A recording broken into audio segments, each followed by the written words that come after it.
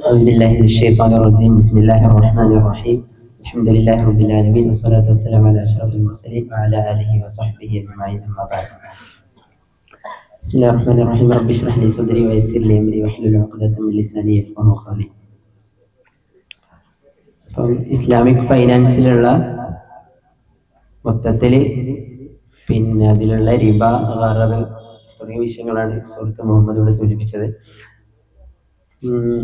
അതുമായി പറയുകയാണെങ്കിൽ അല്ലാഹു സുബ്ഹാനഹു വ തആല മനുഷ്യർക്ക് ഇവിടെ ജീവിക്കാൻ പിന്നെ ഒരുപാട് മാർഗങ്ങൾ ഉണ്ടാക്കുകയും അതിലൂടെ പിന്നെ ആവശ്യമായ വസ്തുക്കൾ വാങ്ങാനും വിൽപ്പന ചെയ്യാനും ഇതൊക്കെ അള്ളാഹു സംവിധാനിച്ചൊരു സംഭവമാണ്, ഒരു രീതിയാണ് ഇടപാട് എന്നുള്ളത്. അഖദ് നമുക്കറിയാം, ഫിഖ്ഹ് തന്നെ 4 രൂപമാണ് അല്ലെ: ഇബാദാത്ത്, മുആമലാത്ത്, മുനാഖാത്ത്, ജിനായാത്ത്. എന്തായാലും അതിലൊന്നും കൂടുതൽ ആമുഖത്തിൽ പറയുന്നില്ല. ഇപ്പോ ഈ ഇസ്ലാമിക് ഫൈനാൻസ് എന്ന് പറഞ്ഞാൽ സാധാ നമ്മൾ പറയുന്ന ഈ സാമ്പത്തിക ശാസ്ത്രം അത് ഇസ്ലാമികമാവുന്നു എന്നുള്ളതാണ്. അങ്ങനെ പറഞ്ഞാൽ ഇസ്ലാമികമാവെന്ന് പറഞ്ഞാൽ അത് ശരീഅത്തിന്റെ നിയമം അനുസരിച്ച് ഒരു ഇസ്ലാമിക് ലോ ബേസ്ഡ് ആയി വരാന്നുള്ളതാണ്. അങ്ങനെ പറഞ്ഞാല് പിന്നെ ഇസ്ലാം എല്ലാ സ്ഥലത്തും നിഷ്കർഷിക്കുന്ന സോഷ്യൽ ജസ്റ്റിസ്, പിന്നെ ഫെയർനെസ്, ഈക്വാലിറ്റി തുടങ്ങിയ പിന്നെ ഘടകങ്ങൾ, ഫാക്ടേഴ്സ് ഉണ്ടാകുന്നുള്ളതാണ്. നമുക്കറിയാം, ഫിഖ്ഹില് നിങ്ങൾ പിന്നെ സാധാ പഠിക്കുന്ന പോലെ തന്നെ മഖാസിദ് ശരിയാന്ന പോലെ കേട്ടില്ല. അതേപോലെ ഫിഖ്ഹിലുള്ള സംഭവമാണ് ഖവായിദുൽ ഫിഖ്ഹിയ്യ എന്ന് പറയും. ഫിഖ്ഹില് കർമ്മശാസ്ത്രത്തിൽ ഏത് നിയമമായാലും ഏത് മസായിലുകളായാലും പിന്നെ അത് ഏതെങ്കിലും ഒരു ഖായിദ ബേസ്ഡ് ആയിരിക്കും അല്ലെ. നമുക്കറിയാം, നമ്മളെ ഷാഫി മദ്ഹബ് തന്നെ പിന്നെ ഉസൂൽ ബേസ്ഡ് അല്ലേ. മഹാനായ ഖാദി ഇയാദ് റഹ്മത്തുള്ളാഹി അലൈഹി പിന്നെ ഖവായിദുൽ ഫിഖ്ഹിയ്യയെ 5 തരമായി പറയുന്നുണ്ട്. അൽ ഉമൂർ ബി മഖാസിദിഹ. അങ്ങനെ പറഞ്ഞാലും നമ്മൾ സാധാ നിയ്യാത്ത് സാധനങ്ങൾ പറയുന്നത് വിശദീകരിക്കുന്നില്ല. പിന്നെ അൽ മശഖ്ഖത്തു തജ്രിബു തൈസിറ, അൽ യഖീനു ലാ യസൂലു ബിശക്കി, വുളൂ തഹാറത അവിടെ പറയുന്ന പോലത്തെ, പിന്നെ അൽദററു യുസാലു. അങ്ങനെ 5 ഖായിദകൾ പറയുന്നുണ്ട്.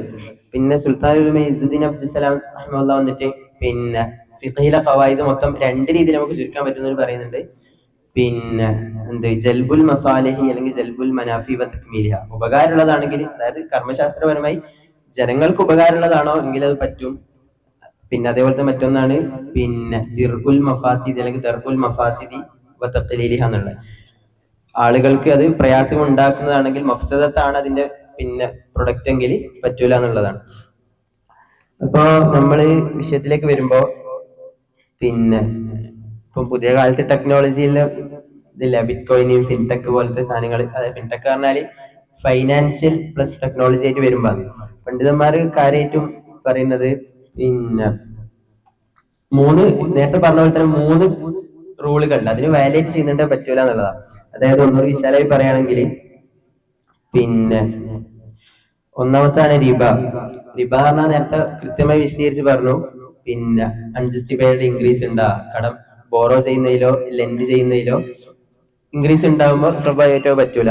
മറ്റൊരിതാണ് ഖററും വിശദീകരിച്ച് പറഞ്ഞു. എക്സസീവ് അൺസർട്ടനിറ്റി ഉണ്ടാ ഏതെങ്കിലും ഒരു കോൺട്രാക്റ്റിൽ. പിന്നെ ഒന്നാണ് മൈസർ. സാധാ നമ്മള് ഈ ഗെയിമുകളൊക്കെ ഇല്ലേ, ചാൻസ് പോലെ ഗാംബ്ലിംഗ് ആയി ഉണ്ടാകുന്ന, അങ്ങനെ വെച്ചുണ്ടാകുന്നത്. അതായത് അതിന് കൃത്യമായ പ്രൊഡക്ടിവിറ്റി ഇല്ലാത്തത് കൊണ്ടാണ് അതും പറ്റാത്തത്.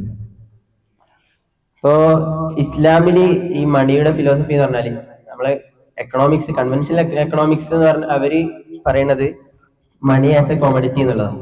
അതായത് പണ്ട് കാലത്തൊക്കെ വസ്തുക്കൾ അപ്പുറം ഇപ്പൊ കൈമാറുന്ന കാര്യങ്ങൾ, ബാർട്ടർ സിസ്റ്റം പോലത്തെ ചരക്കുകൾക്ക് പകരം ചരക്ക് അല്ലെ. അതേപോലെ മണി ഒരു കോമഡിറ്റി എന്നുള്ള നിലക്കായിരുന്നു അവർ കണ്ടിരുന്നത്. പക്ഷെ ഇസ്ലാം കാണുന്നത് money as a medium of exchange എന്നുള്ളതാണ്, തബാദുലുള്ള ഒരു വസീലായിട്ടാണ്. അപ്പോ നമ്മൾ ഈ നേരത്തെ പറഞ്ഞില്ലേ ഫിൻടെക് പറഞ്ഞാല് ഫൈനാൻഷ്യലായി ടെക്നോളജി ഈ ഫൈനാൻഷ്യൽ അപ്ലൈ ചെയ്യുമ്പോഴാണ് ഫിൻടെക് എന്ന് പറയുന്നത്. സാധാ ഇത്തരത്തിൽ നമ്മൾ ഇന്ന് കാണുന്ന എല്ലാ സ്മാർട്ട് ആയിട്ടുള്ള കോൺട്രാക്റ്റുകൾ, പിന്നെ ഈ ഡിജിറ്റൽ ബാങ്കിങ്ങൾ, ഇതൊക്കെ പെടല് ഈ ഫിൻടെക്കിലാണ്. അപ്പൊ ഇസ്ലാമികമായി നമ്മൾ നോക്കുമ്പോൾ പിന്നെ ഇസ്ലാമിക് വാല്യൂസ് ആയി ഇത് അലൈൻ ചെയ്ത് പോകുന്നുണ്ടെങ്കിൽ പറ്റും എന്നുള്ളതാണ്. ഉദാഹരണത്തിന് നേരത്തെ കൃത്യമായി പറഞ്ഞു മുറാബഹ. പിന്നെ മുറാബഹ നടക്കുമ്പോൾ ഇവരും ഈ നടത്തുന്ന ആളും അതേപോലെ തന്നെ അതോറിറ്റിയും ഒരു ഡിജിറ്റലി സൈൻഡ് ആദ്യം തന്നെ ഒപ്പുവെച്ച് അങ്ങനെ ഒരു രീതി ഉണ്ടെന്നതാണ്. ഇപ്പം നമ്മൾ മിൻഹാജിൽ മുറാബഹയുടെ പറയുന്നിടത്ത് പറയുന്നുണ്ട്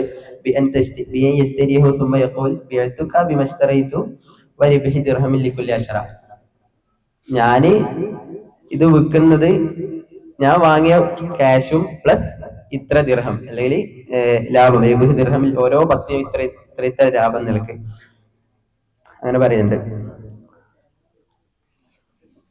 അപ്പോ ഇങ്ങനെ ഇസ്ലാമിക് ബാങ്കിൽ, അതായത് ഇസ്ലാമിക് ബാങ്കിൽ ഇപ്പൊ ഇങ്ങനെ നമ്മളിപ്പോ ഒരു അസറ്റ് വാങ്ങാൻ ഉദ്ദേശിക്കുകയാണെങ്കിൽ ഇസ്ലാമിക് ബാങ്കിനോട് പറഞ്ഞുകൊണ്ട് ആ ബാങ്ക് ആ അസറ്റ് വാങ്ങുകയും പിന്നെ അതിന് ഇത്ര ലാഭത്തോടെ നിങ്ങൾ ഇത് റിബ നേരത്തെ ഇതിൽ സൂചിപ്പിക്കണ്ടേ, റിബ പോലെ തന്നെയല്ലേ അത് റിബയാകാതിരിക്കാനുള്ള കാരണം എന്ന് പറഞ്ഞാൽ ആദ്യം തന്നെ ഇത്ര ലാഭം നമ്മൾ എടുക്കുന്നത് ആദ്യം തന്നെ ഇവർക്ക് ഒപ്പിട്ട് കോൺട്രാക്ട് ചെയ്യുന്നതുകൊണ്ടാണ്. അപ്പൊ അങ്ങനെ നടത്തുന്ന ഒരു രീതിയാണ് മുറാബഹ എന്നുള്ളത്. ഇത്തരത്തില് ഇസ്ലാമിക് വാല്യൂസ് ആയിട്ട് ശരിയായ ലോയോട് യോജിച്ചു വരുന്ന രീതിയിൽ പിന്നെ അപ്ലൈ ചെയ്യുമ്പോൾ അത് റെഡിയാവും എന്നുള്ളതാണ്. പിന്നെ നമ്മൾ ഈ ചർച്ചയിൽ വരുന്ന മറ്റൊന്നാണ് ക്രിപ്റ്റോ കറൻസി എന്നുള്ളത്. ക്രിപ്റ്റോ കറൻസി പിന്നെ ചില സ്കോളേഴ്സ് ഒക്കെ പറ്റുമെന്ന് പറയുന്നുണ്ടെങ്കിലും അധിക സ്കോളേഴ്സും പറ്റൂല എന്ന് പറയുന്നുണ്ട്. അതിന് ഒരുപാട് കാരണങ്ങളുണ്ട്. നേരത്തെ സൂചിപ്പിച്ച പോലെ തന്നെ ഇൻട്രിൻസിക് വാല്യൂ ഇല്ല എന്നുള്ളതാണ്. സാധാ നമ്മളെ ഗോൾഡ് സിൽവർ പോലെയൊന്നല്ല ഇതിന് പിന്നെ കൽപ്പിതമായ വിലയില്ല എന്നുള്ളതാണ്.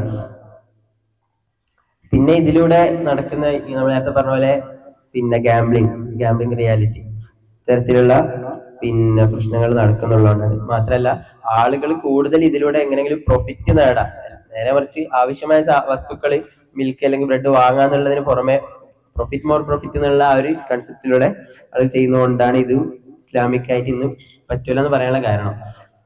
മറ്റൊന്നെന്ന് പറഞ്ഞാല് ഇതിനൊരു കൃത്യമായ ഒരു അതോറിറ്റി ഇല്ല. ഐ മീൻ പിന്നെ അനോണിമിറ്റി പറയും. മജ്ഹൂലിയത്ത് കൊണ്ട് തന്നെ ഇല്ലീഗൽ ആക്ടിവിറ്റീസ് മറ്റു സാധനങ്ങൾ ബ്ലാക്കിന് വൈറ്റ് മണി ആക്കുക അങ്ങനത്തെ കാര്യങ്ങളൊക്കെ വരുന്നതുകൊണ്ട് പിന്നെ ഇസ്ലാമിക് പ്രിൻസിപ്പിൾസിനോട് കൃത്യമായി എതിരാകുന്നത് കൊണ്ടാണ് ഇത് റെഡിയാകാത്തത്. നേരത്തെ പറഞ്ഞ ദിർബുൽ മഫാസി എന്നുള്ള ആ ഒരു പിന്നെ ഖായിദയോട് വയലേറ്റ് ചെയ്യുന്നതുകൊണ്ടാണ്.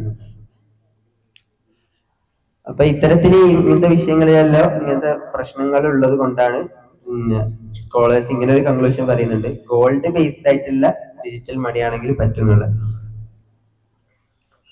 അതായത് അതിൽ റിബ ഉണ്ടോ, ഹറർ ഉണ്ടോ, അല്ലെങ്കിൽ ഫെയർനെസ്, സോഷ്യൽ ജസ്റ്റിസ്, പിന്നെ മണിയുടെ ഫംഗ്ഷൻ കൃത്യമായി നടക്കുന്നുണ്ടോ എന്നൊക്കെ നോക്കിയിട്ട് ആ നിലക്കാണെങ്കിൽ പറ്റും. പിന്നെ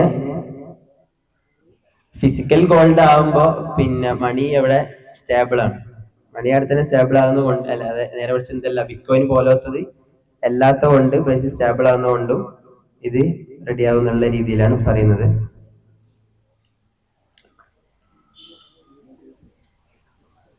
ബാക്കി കാര്യങ്ങൾ ഇവിടെ കൺക്ലൂഡ് ചെയ്ത് സംസാരിക്കും. അസ്സലാമു അലൈക്കും വറഹ്മത്തുള്ളാഹി തആല വബറകാതുഹു.